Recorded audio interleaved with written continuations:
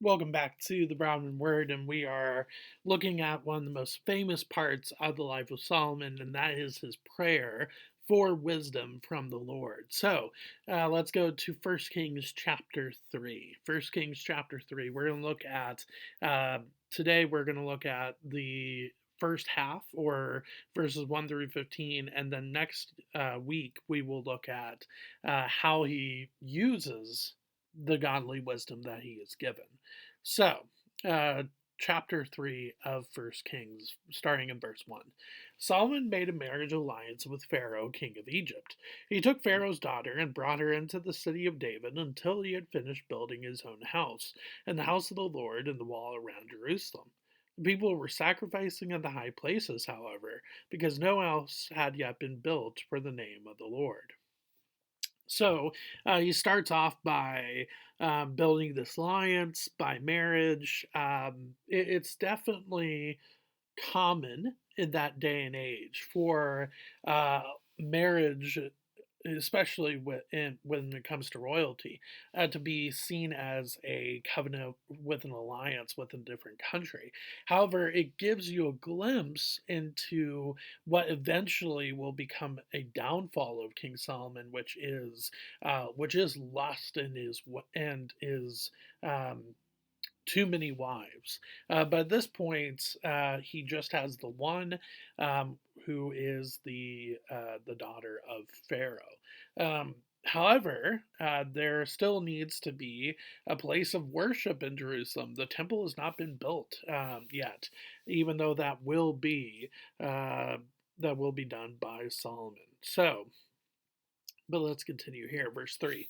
Solomon loved the Lord, walking in the statutes of David his father. Only he sacrificed and made offerings at the high places. And the king went to Gibeon to sacrifice there, for that was the great high place. Solomon used to offer 1,000 burnt offerings on that altar.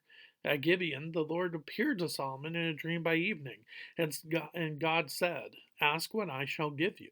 And Solomon said, You have shown great and steadfast love to your servant David my father, because he walked before you in faithfulness, in righteousness, and in uprightness of heart towards you.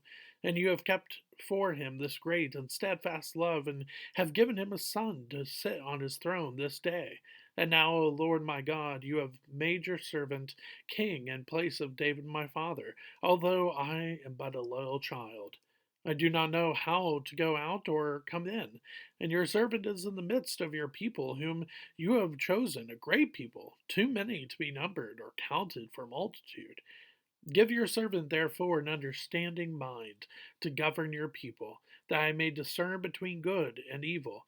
For who is able to govern this your great people? So, because the temple has not been built, he goes to this place called Gibeon to sacrifice to the Lord. And while he is there, he has a dream, and the Lord shows up in his dream. And the Lord asks, what shall I give you? And he is acting a king this. So it really is. Is there really anything that Solomon doesn't have? He obviously has the way to get wealth, to get riches, to get fame, status, to get women. He has a lot of different things that the world would value already. So, what could he ask? More of those things? Well, sure, he could have. But instead, he spends in verses 6 through 9, he spends this wonderful just response, saying to the Lord that one, he adores the Lord for what he has done for him, for his father, King David. So he spends some time in adoration. He spends some time in confession. If now with confession we don't. Yes, we think of confessing our sin, but here Solomon confesses his kind of inability to lead these people well. Verse 8, and your servant is in the midst of your people whom you have chosen, a great people, too many to be numbered or counted for multitude. So he understands his lack. He's thankful to the Lord for giving him everything thing that he has given him. And then finally, he makes a request, and that is to discern the mind, or understanding the mind, or being given wisdom to discern and to understand, as we see in verse 9. And so, really, Solomon kind of pictures, or sorry, he builds, or kind of shows us what prayer should really be. And it is adoration, confession, thanksgiving, and supplication, or acts, ACTS.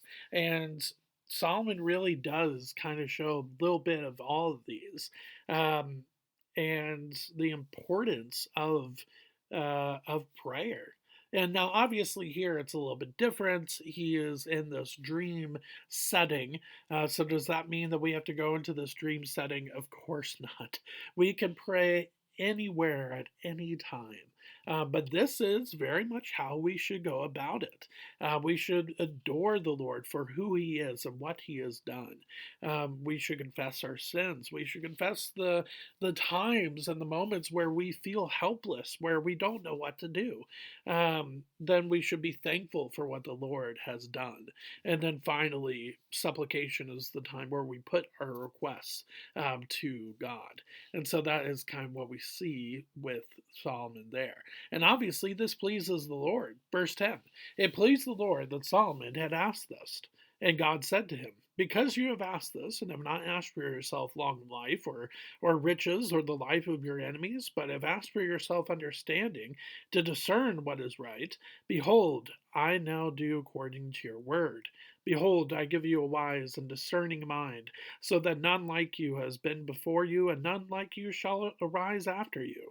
I give you also what you have not asked, both riches and honor, so that no other king shall compare with you all your days. And if you walk in my ways, keeping my statutes and my commandments, as your father David walked, then I will lengthen your days. So, here we see God is pleased with Solomon's prayer. Not just, I think, for the content of it, but the fact that he has this relationship with the Lord, anyways. That's the cool part about being a believer and follower of Jesus, is that the Lord is pleased with us just because. Of who he is, and the fact that we follow after the Lord and long to have a relationship with him. He is pleased by that, let alone the fact that we, through our prayers, will pray for things that are not selfish, that are not um, self self strengthening, I guess.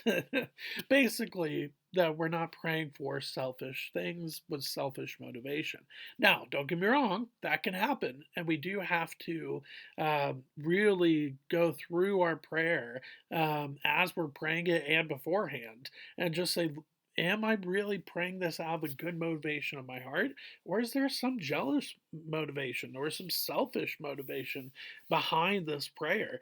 Because obviously the Lord will listen to whatever we have to say as his child, as a believer and follower of Jesus. But that doesn't mean that all of our prayers will be from a good heart. There are moments where we will pray things that are from the selfish motivation.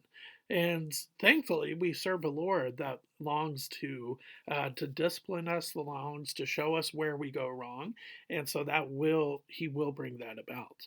But I think we see that a little bit in the Lord's response to Solomon about prayer. Verse 15, and Solomon awoke, and behold, it was a dream. Then he came to Jerusalem and stood before the ark of the covenant of the Lord, and offered up burnt offerings and peace offerings, and made a feast for all his servants. So, next time, next week, we will see what that wisdom is. What does that look like in day to day life for Solomon? How does he use it? And for whose glory? So we will see that next week. However, today I hope you learned just a little bit about prayer from the life of Solomon. I will see you next week. Thanks.